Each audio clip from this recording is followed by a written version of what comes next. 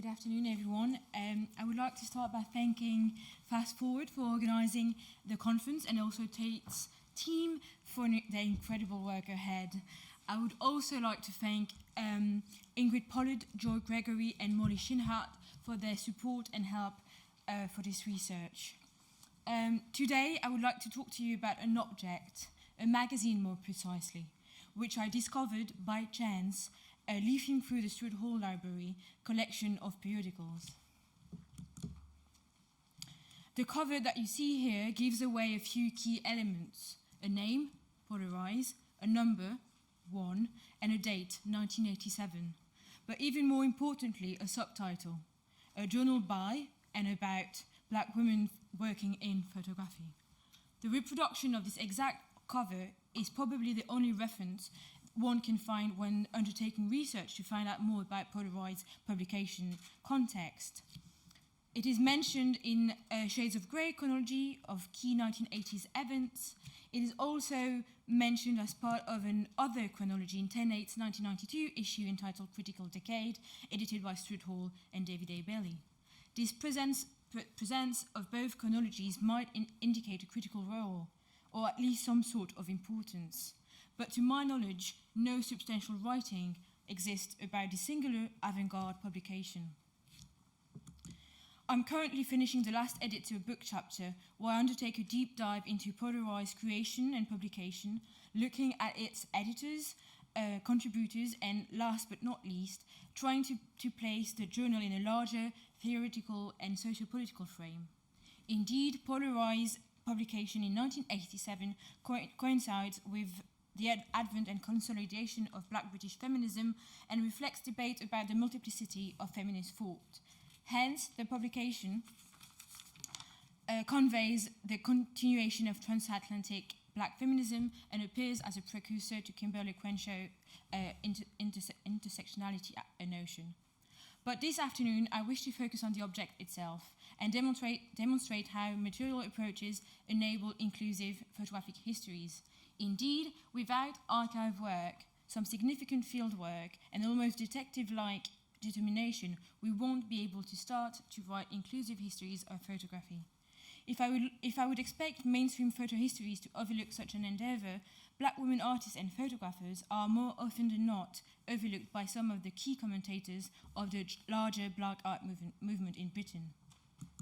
For example, a year after the publication of Polareyes, key figures of the movement published in third text now considered a seminal article entitled Black Art, a Discussion, which consists of an in-conversation between Karachi-born, London-based conceptual artist Rashida Reen and Wolverhampton-born artist, curator and art historian Eddie Chambers. What sparked my interest was the banner at the end of the 26 pages long article, a disclaimer of sorts. I quote, "We are acutely aware of the gap in the discussion here, as well as the journal as a whole, about the issues concerning Black women artists. We hope, nevertheless, that this initiative will stimulate further debates, and we will welcome unsolicited material, in particular about the contribution of Black women artists." Largely overlooked and omitted, what was Polareyes?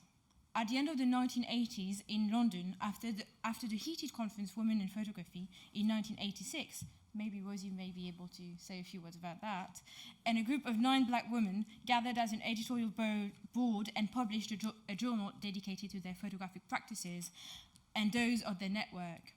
At the time, Polareyes attempted to find a place in the small ecosystem of magazines dedicated to photography and try to renew the discourses found in mainstream publications, challenging their peers in journals such as Tate, Camera Work, and Creative Camera. If Tate gave a platform to Polareyes in its 27th issues by letting Maxine Walker explain the endeavour, funding went short and Polareyes never became a regular publication, turning this edition into a unique object. As such, I suggest understanding the single-issue photographic magazine Polareyes as a critical counterspace. The 47 pages that compose it deliver a plurality of photographic and textual projects through which an array of practices of multiple subjectivities unfold.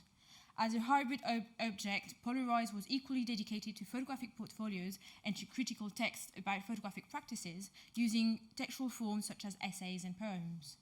For the editors, Maxine Walker, Molly Shinhat, Mumtaz Karimji, Jenny Mackenzie, Amina Patel, Samina Rana, Simi Lolo, Coco, Brenda Egard, and Leslie Mitchell, Polareyes was the embodiment of the desire to see a new critical space appear in the photographic field. The journal was a unique place for speaking up and out. It allowed the editors to blur the lines about the status quo and to open up practices and photographic discourses to minority people and minoritized individuals. Walker's article in 10.8 allows us to discover the distribution of the roles in working towards the publication of Polareyes. I quote, Jenny Mackenzie and myself, here Maxine Walker, had presented the idea of a magazine initially to a wide group of black women in an early meeting.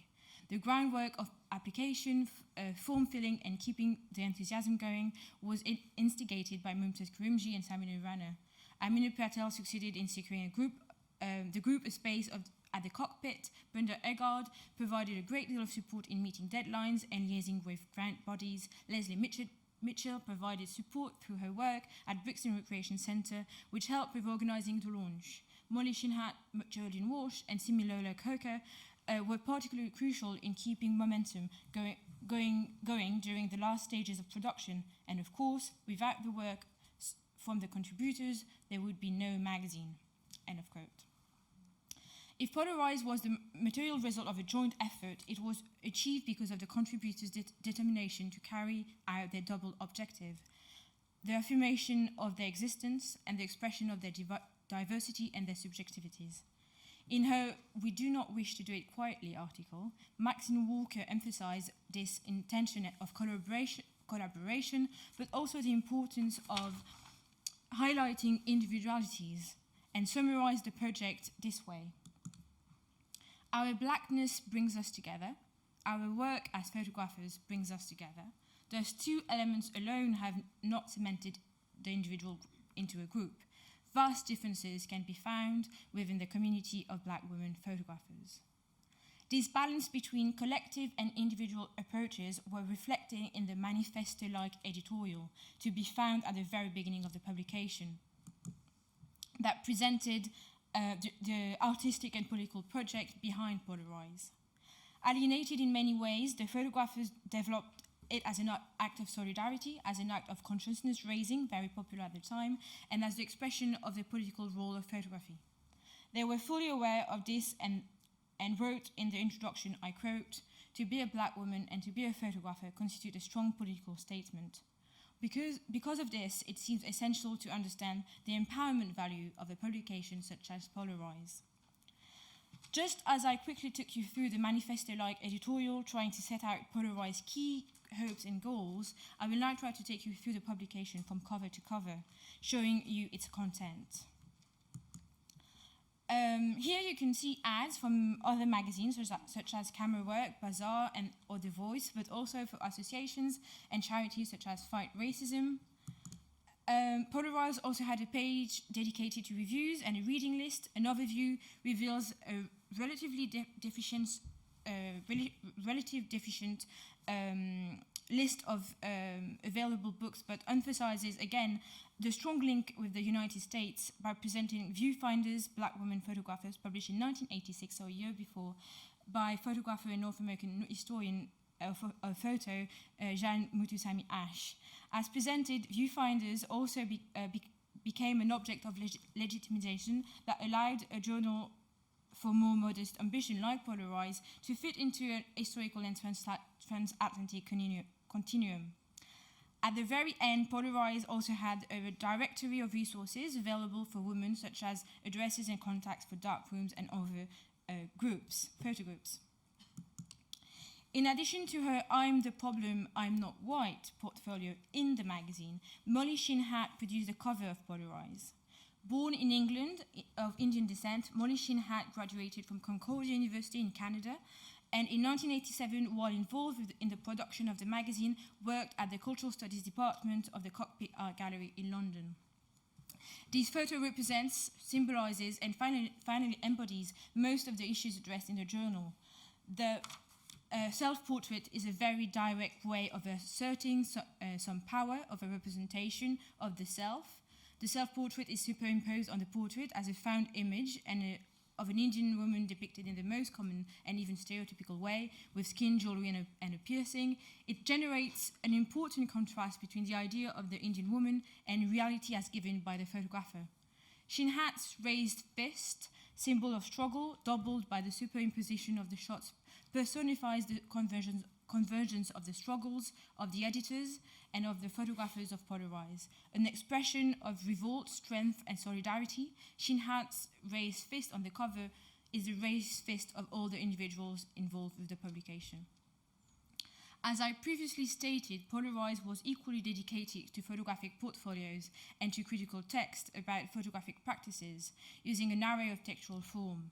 Essays, like Brenda Agard's Photography, an Extension of, or similar Kirker's Thoughts on Recreating Ourselves in Films. Peer-to-peer interviews, such as Walker's conversation with Joy Gregory, or Molly Shinhat's conversation with Ingrid Pollard.